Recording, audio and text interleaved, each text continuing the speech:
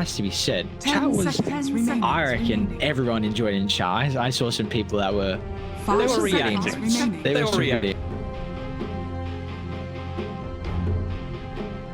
Dire team pick. Because it is, especially we love everything that's originating out of Southeast Asia. Radiant team pick. Game 1's in the books on the back of Alacrity's Meepo, and we're straight into game 2. We're going to start out with a Snapfire. It really feels like, unless things change too much, this is going to be the hero of the tournament. First 3 heroes are the exact same this time around, but just changing the Grim for the Snap. Very cool. I mean, okay, so on paper, I am a huge fan of having heroes that are able to reposition you out of cogs. So why do you feel like they've just, is this not a big concern for them, this matchup? Can it go back and forth, maybe with Clockwork being a great way to deal with hookshot? Does it set up their lanes well? Like, what's potentially the reason going back for this Clockwork here?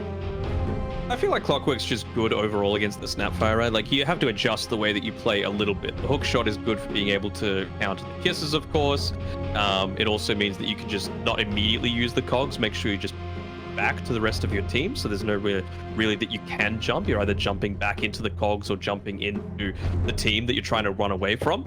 So yeah, I don't hate it overall. Plus, we saw the value of all of the Dire team ban. Wraith King open with what carry you might want to play, right? It leaves one of those ranged cores at Dire team ban.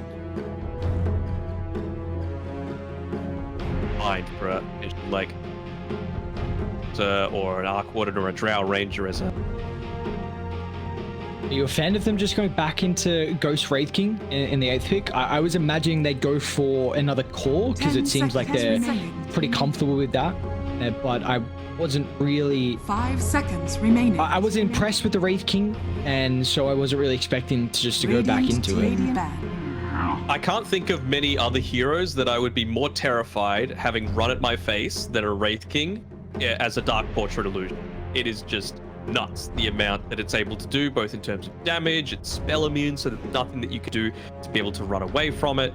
It's kind of crazy. And any kind of situation where the Wraith King needs to take his attention away from his main target to divert it to something like an illusion, key illusion at that, then it feels very rough, right? And also just going at this early on, yes, they're banning out a few of the counters. I believe these are the exact same counters, bans that they had in the second phase as last game. The third one was Shadow Fiend.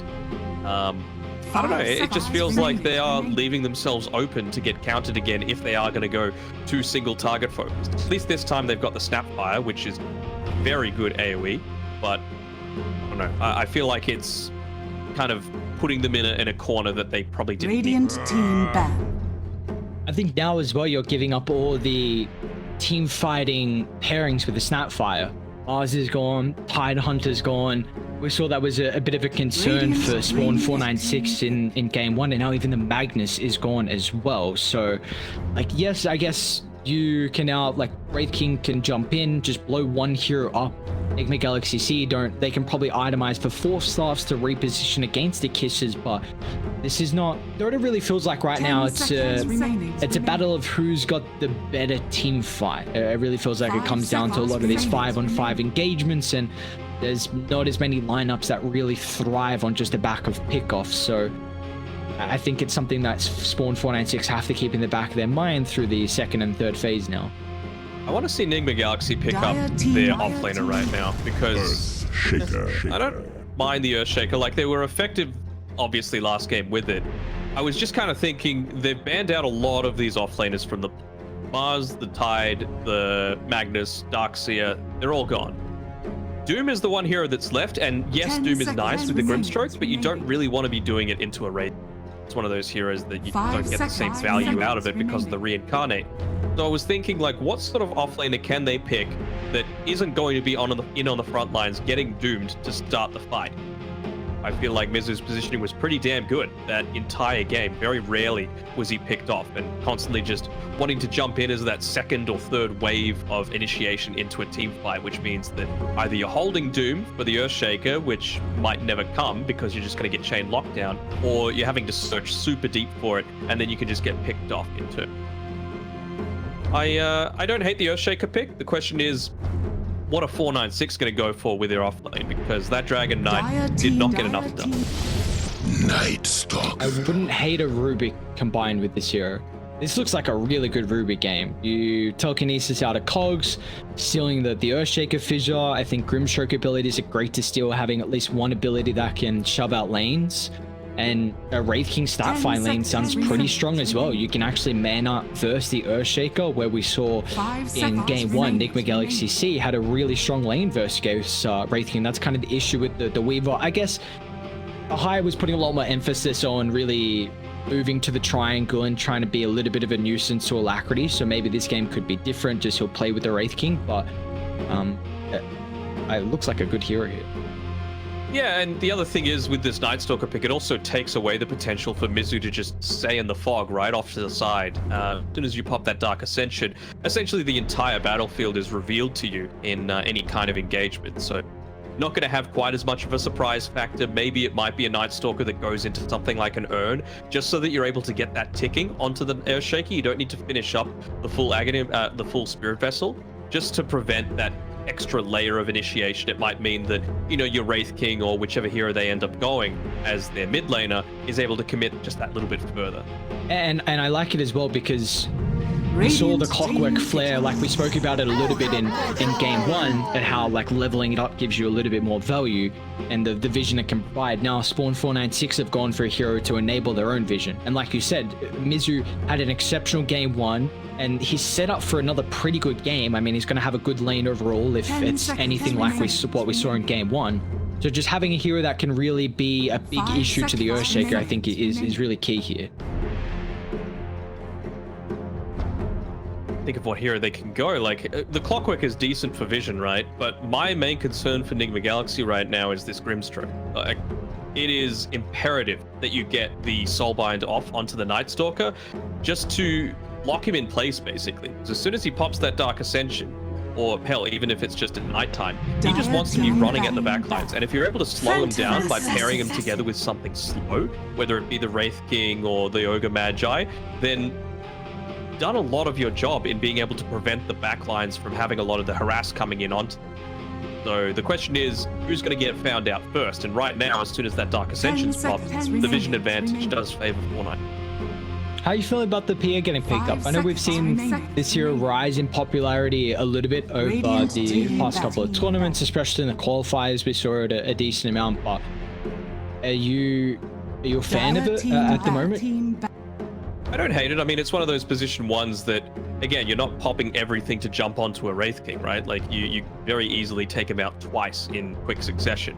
So the other thing is Night Stalker, of course, does want to be constantly spamming out his Void in the lane, and that just means if you buy just a magic stick, you're always going to be healthy enough to be able to fire that dagger off. It means that you're not going to be taking too much harass in the laning stage, although the Clockwork, I feel like Possum was doing a really good job in game number 1 and preventing that happening from a melee hero in the Kunkka anyway. We are looking for both the position 2s from either team. Learns along with Alacrities. Always favorable when you have this 24th pick, so SPAWN.496 gonna have to keep in mind at least a hero that can play into a bit more of a rougher matchup. 10 seconds remaining. Twice now that they actually had the last pick, so I believe, I forget who had the choice this time around, but for whatever reason, 496 aren't valuing the second pick quite as much. I feel like it is really important towards the start of these tournaments, just as the meta is kind of not completely understood. And it feels weird to say because we've been on this current patch for just over a month now. But I feel like you always want to have that flexibility to be able to respond to what another team is doing so that you don't get last pick meepo like we saw in game number 1. They're going to, you know, try and dissuade that with going with a good spread of magic and physical damage, and now a good spread of single target and AoE as well with the Leshraks. I like this pick overall. They've gotten rid of a lot of its big counters as well with the Invoker, which also doubles up the fact that you would have probably wanted to give the Alacrity over to the Phantom Assassin, and then the Lina just feels like a little bit of an awkward lane with the Lesh. I'm liking it so far from 496. All right, what do you feel like they need here? Is there any flaws in the draft from NIGMA Galaxy that need to be covered with the Alacrity hero?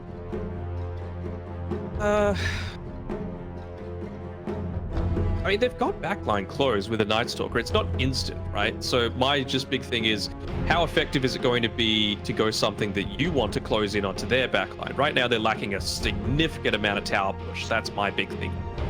But what really can you do into a Leshrac? TA, it's very greedy. Yes, the minus armor synergizes with a PA, which is kind of nice, but Leshrac will do really well against you in lane with the Diabolic Edict and the Pulse Nova. And something like the, I was about to say the Dragon Knight doesn't do great either, but at least the Shadow Fiend, you could look to spam out those waves, you could trade farm with Zillion, and you have a decent time in being able to take these towers. Of course, the presence of the Dark Lord as well just buffs up the Phantom Assassin in that room. So I've been seeing Shadow Fiend in some of the streamers pubs as of late. They've been playing in the safe lane, like a really interesting build where you just go 1 point raise and maxing out everything else, the Necromastery along with the presence of the Dark Lord, and putting a lot of emphasis in stats too. This is a hero that can really rack up the damage, but not a route that I was thinking they were going to go down. They're pretty single target on Enigma Galaxy with the PA, the Shadow Fiend, Clockwork as well to mention. I'm a big fan of SPAWN.496 draft. I think you've got a lot here in regards to tower taking potential and mixing damage. Maybe their only concerns at the moment is I think a lot of their jump is going to come off the back of red on the Night Stalker, but I think he's going to have a good lane. Like, you're against the PA Clockwork. I think it might be better having like honestly, do you Jocam actually on the Clockwork? So I like that a lot more. I thought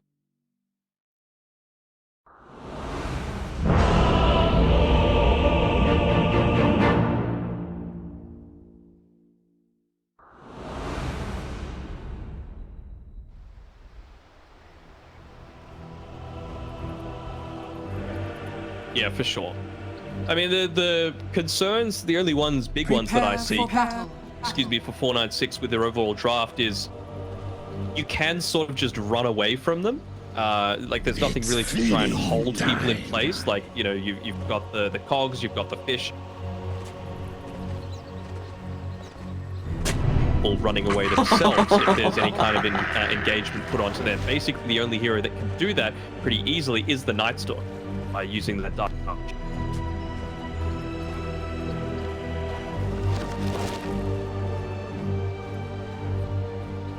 Somewhat optimistic about 496's draft. I think the way that they'll need to play it, I think Alacrity still needs to have a very good game overall, and I feel like he needs to use the Requiem of Souls. It's hard, right? Because in the early game, you are the damage dealer for your team.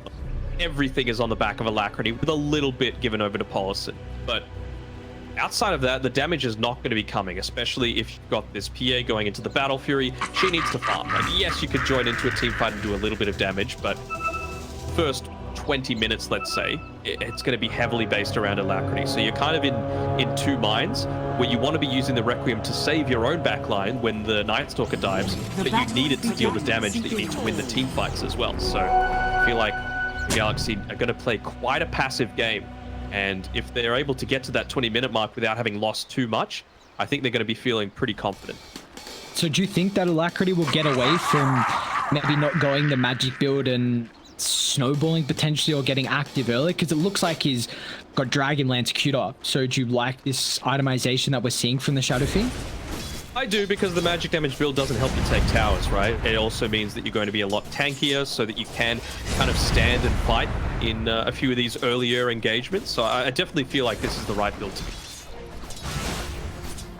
And it does seem like, I mean, the Leshrac is going to struggle early against the Razors. This is more than likely we'll see Silone go for like a 2-0-2 build. Whenever you're not against a melee hero, you put a little bit more emphasis on your Lightning Storm just to help with your harass and your CS potential. But it definitely needs to have the Edict kind of starting to put some more emphasis in it once he hits around, you know, level 5 and so on afterwards. But I do like, again, though, that they put the Grimstroke with the PA down bot. I was worried that, because I think from either side, like, the Night Stalker's not the strongest laner at all, so if you had PA Clockwork, then I feel like Red would have just gotten so much out of the first 5 minutes, and you don't want that versus Night Stalker. Like, if he gets away with his weakest stage in the game, then it can set him up perfectly for a snowballing effect, and I think we both agree that this game is going to be pretty reliant on red.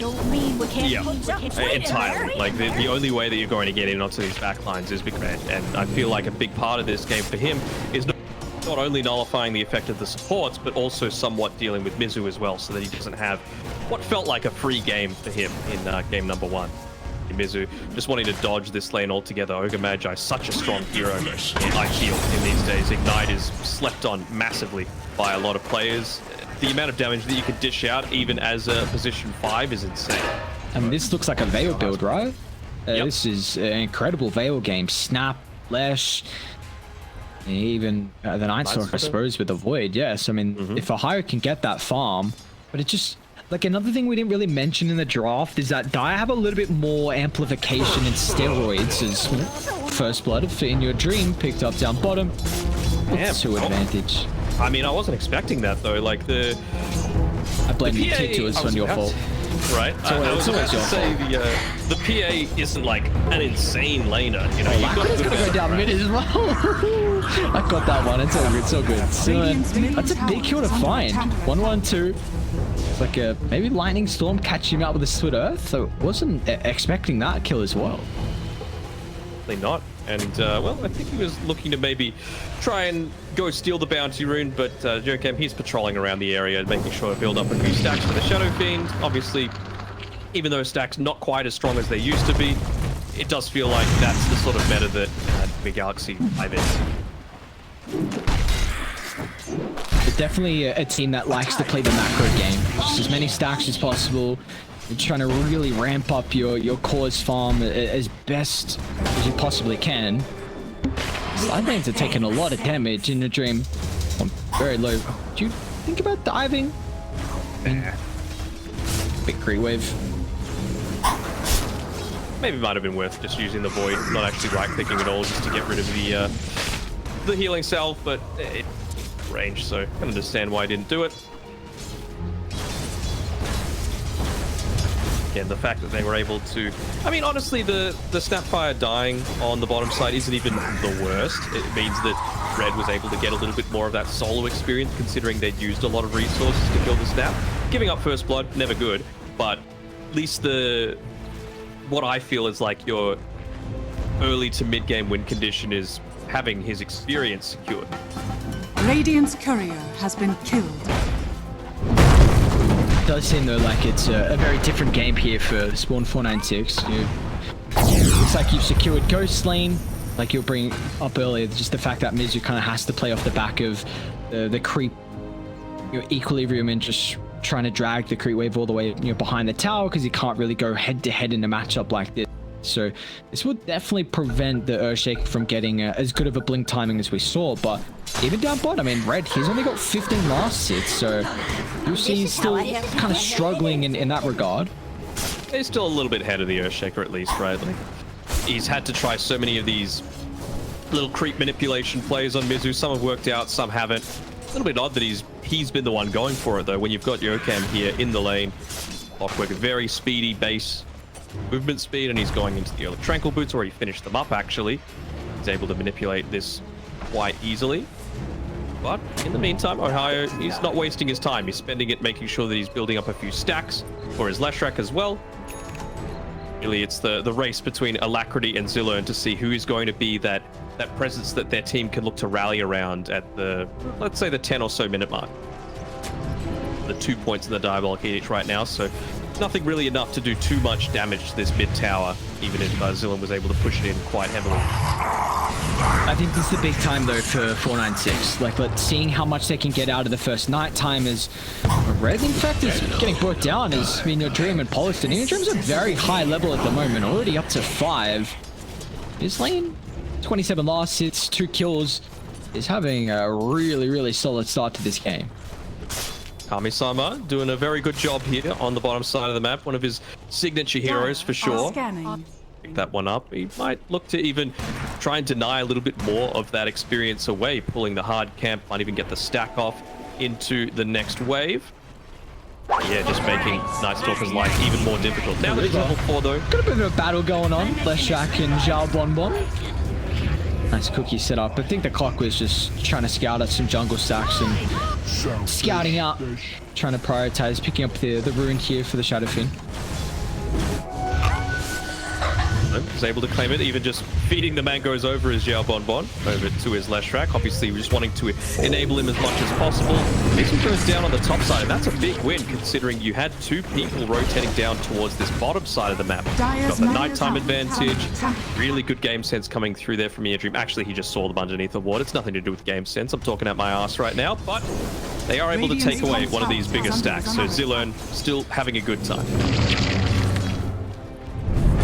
Higher as well. I mean, you just see min-max to perfection, trying to put the support mid, get a little bit of experience, a little bit of gold in a lane where your position 2's kind of vacated the area. Doing his best to keep that tower alive as well. I again really want to see Dire start to use his first nighttime as Silen connecting with red down bot. Phantom Assassin is a hero that cannot farm the jungle at a rapid rate as in coming up here. Get rid of the reincarnation on Ghost. There's a fair way away from the tier 1. Reinforcements coming at a little delayed timing here. The cookie's enough to reposition Ghost to safety, but in your drink, no, not gonna matter. He's going to a kill, getting to level 6, and that sets up for a beautiful Echo Slam as they find a second kill. But Red's now gonna show up to the party. He's got this Dark Ascension ready to rock and roll with the extra damage, but they still gotta be cautious because the Grimstroke combined with the Phantom Assassin is no joke of a combination. But Red, airwalking the moment, pushing Radiant further and further back. Dire's middle tower. It's just Mizu again having such a big impact, right? The fact that you were able to get the kill on the Wraith King, plus force everyone that was taking this tier 1 tower to rotate towards the top side, is a big win, right? Like, I thought, okay, they're just going to go the one-for-one trade. It's not too big of a deal because at this stage of the game, you know, it's just going to respawn pretty quickly. But they don't even take this tower. And now something like a Clockwork is able to defend it a little. Try and make a bit of a play himself alongside Alacrity. Join him up together with the use of that haste rune. He's got his Requiem of Souls available as well. So maybe looking to try and set up here again around Mizu, that he's able to defend this tower as quickly as possible. I need the rest to die to connect down bottom as well. Again, they need these early conversions on towers. Gonna catch out Alacrity the moment. Silen's not gonna connect as well, but Alacrity's gonna be cautious. He doesn't have time to charge up the Requiem. As a cookie, great position from Snapfire, sweeping on over from the western side. As now they'll surround the Clockwork. He's just gonna go for a straight heads up TP, but the stun's ready up and available once again as 496 to bring the whole crew down bottom, and the goons find 3. That's exactly what they need, and now they can transition that through into the tower. Good presence of mind. I don't know if that was an intended bait or not, because it was quite a clever movement, right? Like, the Clockwork TP's away from the lane. He does it under vision so that they can see him doing it, and then smokes alongside the Shadow Fiend with the haste. You probably wouldn't expect the Clockwork to come all the way back, so maybe it was a case of 496 just being in the right place at the right time, but it's going to work out really nicely for him. Dire's top tower is What are we looking for NIGMA Galaxy here on how they can make plays? Is it going to be really off the back of the Clockwork? Because again, it feels like Mizu hasn't had a game. His laning stage was not as sound as what we saw in game 1. So who's going to be the hero here to really enable the playmaking from NIGMA Galaxy? Dire's top tower is under attack. I mean, it's going to have to be the Shadow Fiend, right? Like, again, Alacrity is so much is on his shoulders right now. He's died a couple of times, which is never ideal as a Shadow Fiend. You can really only get away with, I would say, these 2 deaths before, like, the 15-20 minute mark. Top lane, they're going to jump deep on Ogre. Once again, the rotation's starting to flock on out as the Phantom Assassin now stuck behind the tower. You cannot be giving up your life like this on a hero like the PA, someone who you can start to fall behind. At least the mid's pushing in, though, with the siege creep. Like, this is exactly what Alacrity needs to do. He needs to try and be creating space in this fashion. Making the scan come through. Not going to clip onto Zilone, but should still be fine here on Alacrity. See, though, even with those couple of deaths, he's opened up a tiny little bit of a experience lead over him.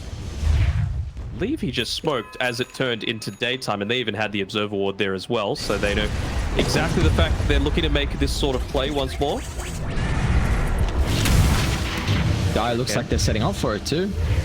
Yeah, they know that the Dark Ascension was used on the top side, so with Red showing on the the lane. Try and make some sort of play through Xiao Bonbon. Good positioning though. Gets the double stun off as well. Makes them think twice about going up onto that high ground. And this isn't exactly where In Your Dream wants to be either, right? Like, you're just a PA. You can't really take this tower all that easily. The Blightstone's only going to be so effective. I feel like without Alacrity there to back you up, tower's going to stay alive pretty damn easily. Dire's top tower is under attack. Looking to backstab up top. Going straight into Paulson first. An aggressive use of the Yule Scepter, however, so that's just going to be cautious now. Without this in the arsenal, is they're going to pounce, recognizing the weakness. Sylvan is penalized for the heavy commitment here, and well, now this top tower should be open to claim. I feel like that was just a really good reaction coming through from NIGMA Galaxy. They weren't aware of that kill attempt, I don't believe. You also had a really good observer ward down there to spot out any kind of TPs coming through, but it was just that instant reaction coming through from the supports able to save. Dire's top tower is falling. This time around, like last time, we've got Yoakam going into the rocket flare being maxed out. Just the 2 points in the battery assault. Again, I like it because you're up against the snapfire. It's not easy to get that battery assault chained in onto people, so you may as well just look to try and maximize your damage, particularly against the Wraith King, when you can just spam out this rocket flare against these pesky skeletons and prevent a lot of this ghost push from coming into your side of the map. Dire's top tower is under attack. We're seeing another drums as well in the clockwork. What do you feel like this is able to provide maybe the hero and the team? Incoming! It's not quite as good as it was last game, just because with the drums, obviously with the Meepo, it provides a great extra layer of damage potential. This time around, it does feel like the only ones that are really going to be right-clicking by the time he picks it up is himself and the Shadow Fiend. PA's still going to be wanting to farm. He's going to lackily try to charge up the Requiem. We're a little bit too far away to get mass usage out of it, but Yoakim just runs away. Okay. This clockwork keeps his life, and look at the kill on the Snapfire too. So tower is under attack. SPAWN.496, unfortunately a casualty in their regard, and they pop Dark Ascension to no avail. Going to be, well, how long left? About 10 or so seconds, so you'll have a minute of daytime. See if NIGMA Galaxy are looking to make a play around that. What have they got coming out to the career? It's just the Mithril Hammer, a Dragon Lance plus Mithril Hammer. Good amount of damage. Hell, even the PA realizing this is a big window for them to try and make something happen around this mid lane. Even if it's just taking the T1 tower, I feel like you're going to be happy with that as an objective while it's the daytime. Boom! There it goes! Surprising, to be honest. I feel like you've got this window that you want to be taking advantage of as much as possible. Mizu trying desperately to finish up that Blink Dagger. Somewhat easy hold, I would say. Not hold, take of the objective.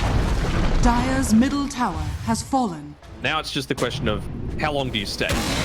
Planted up a couple of these observer wards inside the enemy base, as well as a couple of sentries as well.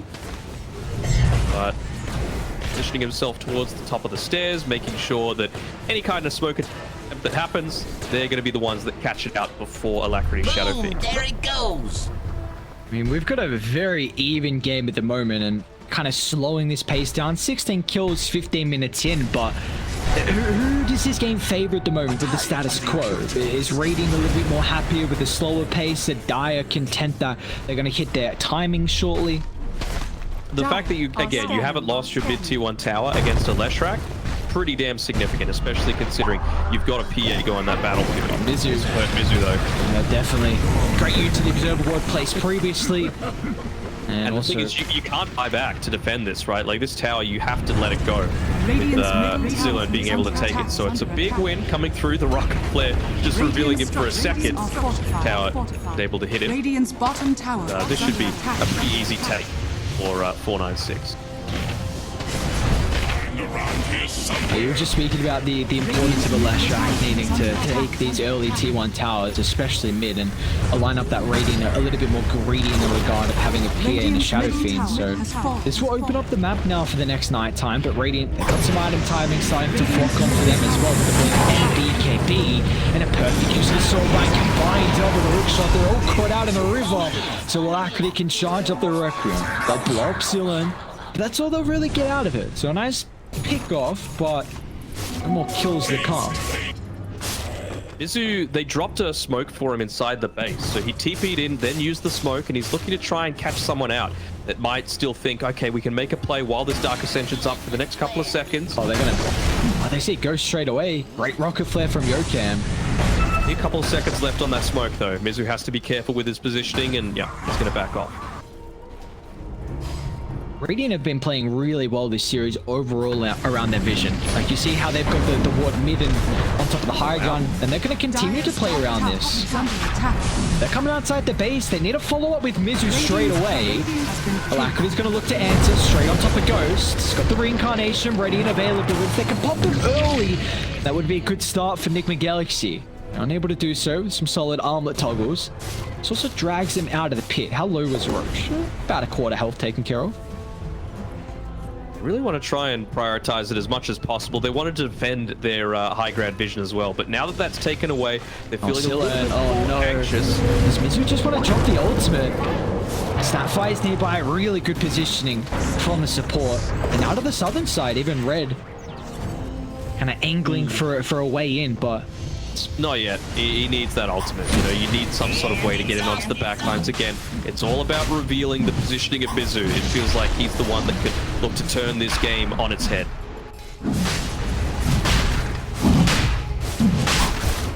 Again, Dark Ascension down for another 40. So how does the Night Stalker really get in the middle of the fight? Ghost is on the Vanguard, trying to lean the charge over. Just 2 hits Paulson, but it's going to look to buy back instantly. But the Age is already claimed in the hands of Alacrity, but Radiant, they're splitting away from the area. Looking to get back once up to their higher ground. They can potentially take a fight around their control if they force 496 into a choke point, setting up for Mizu's Echo Slam. They're leading once again on top of the Wraith King, trying to deal with the first life. It was Alacrity. He's pump faking the Requiem, but off to the southern side, it's a dire back for Polison, so they won't have the Grimstroke now completely for this fight. Nice armlet toggles coming through from Ghost. Again, just not giving Mizu the avenue that he needs to be able to get into this team fight. They had the vision advantage that time around. Still feeling somewhat cautious about wanting to make the extra move to go in. It was a good attempt by Grimstroke to try and rejoin that team fight, because it feels like as soon as they're locked in place, as soon as you restrict their movement just slightly, that's the window that Mizu needs to really make the big plays happen. I mean, you hate to see it for Polo, having the die back there, but as a team aspect, you love him live. Alacrity finds Ages, more time to just farm up. Do you feel like this is mainly going to be like a defensive Ages, or could we see NIGMA Galaxy maybe play a little bit more on the aggressive front here soon? Selfish. Maybe just looking to wait for the BKB on the PA. Honestly, wouldn't hate it if you just went all in for the Desolator, just so that, you know, you can go perhaps the Presence Aura affects buildings, just for that extra little bit of tower taking potential, while you do have that Aegis at your disposal. I think it has to be said as well, just a complete different build we're seeing from Ghost. Like, he's playing a lot more pressure onto NIGMA Galaxy here with this Blink Desert Armor instead of the Radiance. Like, he's probably going to solo kill the Grimstroke once again. And this is just a completely different build. It's not this, you know, do-nothing Radiance rush off the Armlet where you're just farming the jungle and farming for the first 22 minutes. Like, now Ghost is top of the net worth, which with items that can farm, but also items that can fight. It really gives you the best of both worlds. And push as well on top of that. Obviously the Desolator not quite as good as it used to be when paired together with the left track, because the Edict is pure damage instead of physical, but it just still provides so much to your team, especially when you can pop this army of skeletons. Means that the creep wave probably doesn't even die with this. It's just going to be the skeletons soaking up the majority of the damage. There we go. Backdoor still there. TP comes in from Shadow Fiend. Has to be careful. Oh, in no dream. Just looking to pop Ghost at the moment. Alacrity as well joining the fray. That's early usages of the BKB, but it can set up for Alacrity's Requiem straight on round 2. As they'll blow up Ghost, the rest of SPAWN.496 retreat away from the area, but it's a costly death nonetheless. It is. I mean, I like the fact that they're going for that move, but you have to go for that move with your team around you, right? Like, you can't just make that easy engagement if the Snapfire's there laying out the Mortimer's Kisses on top of you, right? Like, you're not at this stage just yet we're looking to heavy commit. I guess they did have the BKBs, so that does give them that extra layer of safety that they were looking for. But I don't know. It feels like maybe you get the save on afterwards to be able to. Bon. Good job. What are you doing up here, my guy? Pull him down and drag the kill into his hands. My guy's just being this Roman ward. Okay. The one nice thing as well for raiding is that they definitely have ways to blow up Wraith King on the first life, and then second life you just charge up Requiem. Like he did have Blink queued up. He's now going to the Silver's Edge. Oh, what a fission. Instantly cuts the initiation into half, but Red's still able to close the distance. They're going to look to try and jump Alacrity, but once the BKBs are forced out for the raiding cause, it's just going to force Dire back onto their side of the map as they can't stand their ground. But now that they've expired, they might try and find a different angle in. Jumped in, still another hook shot from Yokem as well on the mark as they've got so much control. It's so difficult for Dai to find an avenue into these fights. Yeah. So patient. He was just standing there in this shadow amulet. No, he isn't AFKing in the mid lane. He was just making sure he was completely out of any kind of vision. They had no detection right now, so they didn't know exactly where he was, and it just left them in two minds. You know, they didn't know how deep they could go. They didn't know if they were going to get punished by the Earthshaker, and hell, even if they were on top of him, they had no detection. Absolutely nothing. The only thing is on the Yoga Magi, and he doesn't want to be that deep on the front lines. I've really seen the value out of this Veil of Discord either. I still think it's an insane item. Look at Mizu just dropping a solo echo. You know what he does? He's just like, okay, in your dream, I'm gonna do all the damage. I'm gonna drop a big ultimate. I'm gonna just let you get the kill. You're my carry, Kami-sama all the way. Let me set you up for a beautiful game. He's top of the net worth now.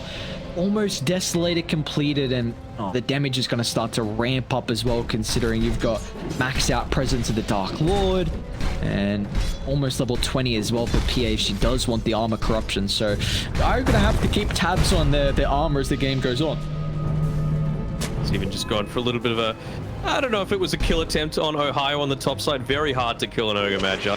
I actually just saw Ohio's build and he hasn't maxed out the Ignite. I'm not sure how big of a fan I am of that, especially if you go the Veil build. Like, it is nuts the amount of damage that you're able to do with Ignite. Ohio's going to run straight into the Grimstriker. Once again, the Soulbind is making his team fight really difficult for the Night Stalker to propel himself around. Just a quick 1-2 punch as NIGMA Galaxy again.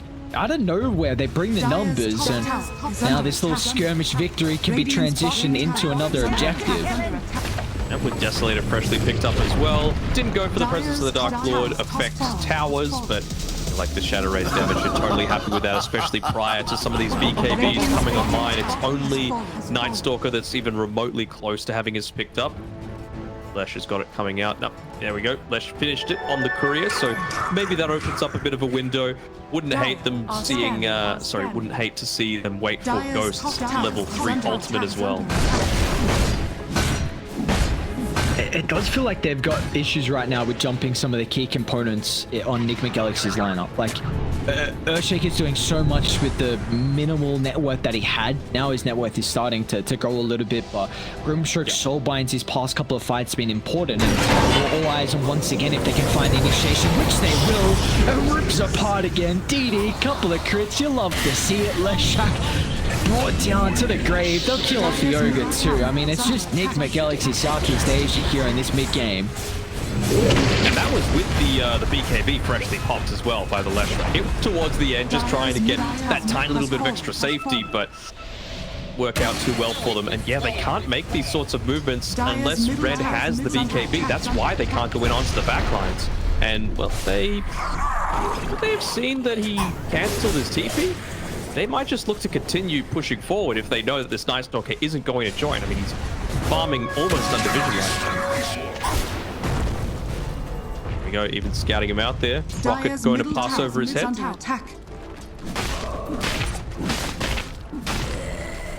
Maybe even rotate back a little bit here. Yokem going on a little bit of a hunt. Rocket Flare and In Your Dream looking to back him up.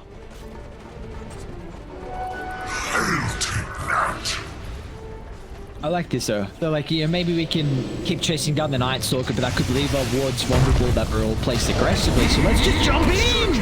Oh, Mizu in your dream again. Just blows up the left shack. He was there all of a sudden off your screen. 496 just have no map to play through once again. It just really feels like when NIGMA Galaxy C get any little bit of control, they use this to perfection, and when they have a lead, they can close it out. There is a small window now, though, for 496. You know that they don't have Aegis. You know that the Echo Slam is on cooldown, and very, very close actually has finished up the BKB now on red. It's going to actually reveal it in lane, so if they're really on point, able to scout this one out if they're just looking into his inventory. But to try and keep this wave pushed in a little bit more, they wouldn't go for this dive, would they? They wouldn't. Level 20, so it's got that extra minus armor. Oh, hi. They're doing the calculation. Let's see if they got the damage. Yes, sir, they do. In your dream, my god. Godlike at the moment. We've got a hook shot as well, catching our ghost. They're trying to pop the early use of the reincarnation, but they'll do so successfully. Double lack 3 can charge up the Requiem. Straight on top of the round 2. Respawn is in your dream. Back again into the fray. A triple for your Phantom Assassin. Trying to keep in the rampage as well. Jalab on 1. He can scurry out to safety, but the rest of the team not as fortunate as the Phantom Assassin. He's going headhunting right now. And they're just going to continue pushing on forward. I feel like 496 are just going to wait until their ancient falls. I don't think they called GG last game even after the fact, so it's a little rough, right? It feels like this. There were a lot of good individual plays. It just feels like, oh, okay, that's just something. BKB's on cooldown. I love to see it. A little bit of creativity here for the boys on Dire. Blur? Still in your dream. Oh, Drops it down to the southern side. Mizu's ready and waiting in the wings, but in your dream's gonna turn. Oh, it's just so goddamn fast. He's not even gonna die. I mean, that's 2 points in Ignite there for you. I think if he's got maxed out Ignite, he's dead. There's no point in going for Veil from a purely like if you're gonna max Fire Blast. Like the damage ramp up that big. Ignites is huge. Like going from oh god, quick math. 180 damage to 400 damage from level 2 to level 4 is insane. And then you're buffed further with the Veil, plus you've also got the talent at level 10 to increase it further on top of that.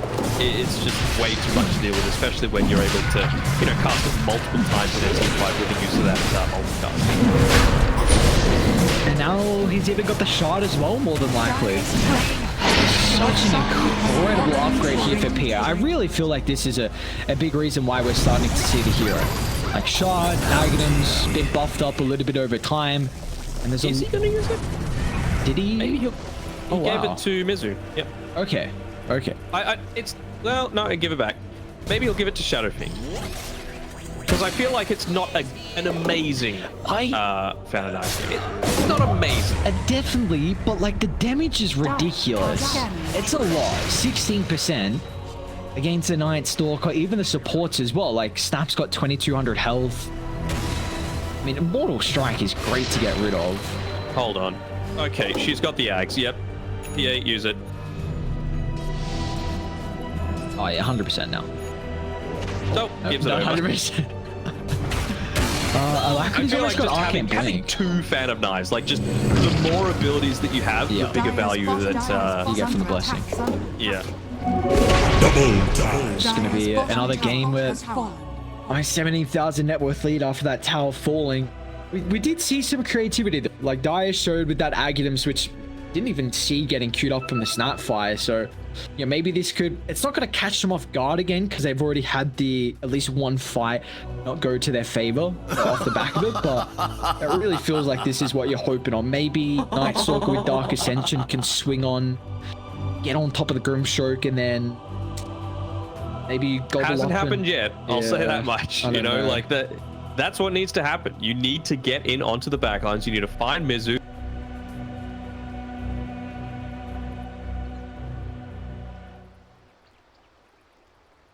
Team fight. But if you just buy the Shadow Amulet, if you use it on yourself, it doesn't have that 7-second cooldown. It is a second cooldown. So you could just move away from any kind of sentry wards that they've got and just stay completely out of vision until you want to take the team fight. So basically the only option that the Night Stalker has is to go for like a gem, and you're already dying so much and getting like two-shot by a PA and a Shadow Fiend that it's such a risky play to make. So really enjoying this itemization coming through from NIGMA Galaxy. And we've seen the impact from the supports as well from game 1 and game 2. Like the early game fights were really put to a halt thanks to the soul buying. There was just no way Dire could maneuver in these fights. Like Lesh, Night Stalker, even a Wraith King really rely on not getting kited. Like you rely on these abilities just to stay on top of the enemy and get a quick pick off and then transition that into more. But we saw the Soulbind do so much work. We've seen Jocam as well with how he's just been kind of making these avenues into the fights that much more difficult with his hooks and the cogs as well. So I mean, it's just been the support to set up for a game where, you know, Kami-sama's been able to go 16, 1, and 6. Yeah. I don't think he died last game as well. It was only 5 kills, but no deaths is the thing that you want, especially. I mean, they're going to force some TPs coming back here from Ghost because you're losing your base, my man. Radiant's top tower is under One full set to barracks already claimed, and I don't know how I feel about them just walking in. Yeah, they're going to spin it away. Straight onto the Shadow Fiend, the burst. That's a nice start to the fight, but it's going to cost him the lines of the left track as well. He does not have a buyback. A 4-on-4, not including the ages as well, but the chain lockdown's perfect. They've wasted the BKB on the first life. Now Dire, all they need to do is make sure they split up. Don't set up for the Echo Slam as Mizu. He's waiting the wings once again, trying to find the angle in, but the repositioning from In Your Dream is off to the outskirts and jumps back on. They'll blow up too with ease, and let's just see how they're able to reposition afterwards. Dire's bottom barracks are under Mizu's attack. just still waiting. He didn't even need to do anything in that team fight outside of, I believe, one Fisher. Radiant's So, top tower is under looking attack. real good, continuing to do so for NIGMA Galaxy as they rotate towards the top side of the map. It's an exposed... Oh, they would try and go in for the kill there onto Ghost, but no glyph remaining. Maybe now that Zillion's able to come back in, but yeah, you've just fallen way too far behind. They're going to go for one last attempt here. Another spin in, but he doesn't have the BKB. Do it with flair. See, when he finished up his previous item, and same sort of thing with the Yoga Magi going into the Ghost Scepter, I was kind of feeling that they needed a Aeon Disc instead, because it feels like whoever's dying first is just getting 100 to 0 burst. The Ghost Scepter He's just gonna jump. Does at the moment, still Ghost is trying to deal with the supports. They're clean off Love and Mizu. He's finding the angle, drops the Echo once again onto 2 heroes. Oh, they're just cleaning up house now with 3 down. In Your Dream is looking to continue to stack up the kills. Already over 20 at the moment on game 2. Can't even It's kill been the set up boss so five. perfectly for an exceptional game. Is NIGMA Galaxy C. What a way to start Division 2 off with a clean 2-0 victory over SPAWN.496. Exactly the way that you want to start things off, like you said, and yeah, not too much that you can